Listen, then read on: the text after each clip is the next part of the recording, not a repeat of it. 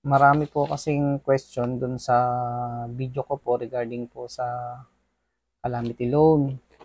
So, sa dami po, hindi ko na po isa-isang masagot, kaya sinulat ko na lang po siya. Tapos, dito na lang po sa video ko explain para po yung mga iba po magtatanong, at least may reference po sila. So, ito po, yun po mga question na na-compile ko, and yung circular po ng pag-ibig regarding po sa short-term loan. So, una po nating i-discuss yung pong borrower's eligibility po para po sa calamity loan. So, number one requirements po, dapat po at least may 24 months contribution. So, yun po yung number one. And number two po, dapat po at least may 1 month membership savings contribution within the last 6 months prior po doon sa loan application ng calamity loan.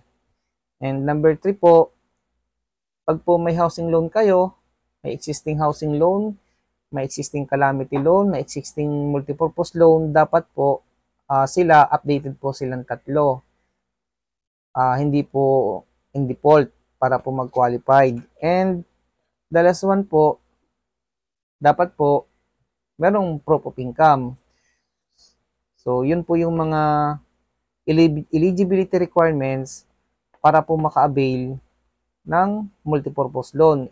Doon po, may mga nagtanong po kasi, 23 months lang daw po kasi yung contribution nila. Pwede daw po bang maka-avail ng calamity loan? So, based po sa eligibility requirements, hindi po. Kasi kailangan po at least may 24 months contribution. And yung pong mga nahinto po ng pagbabayad ng contribution, more than 6 months na hindi po nakapagbayad, hindi rin po sila qualified. Kasi nga po, dapat po meron pong at least 1 month contribution within the last 6 months prior to the date of loan application.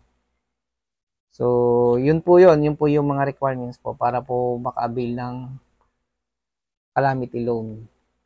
So, beyond po dun sa requirements na banggit, kung hindi po kayo makapasa, so, hindi po pwedeng maka-avail ng calamity loan.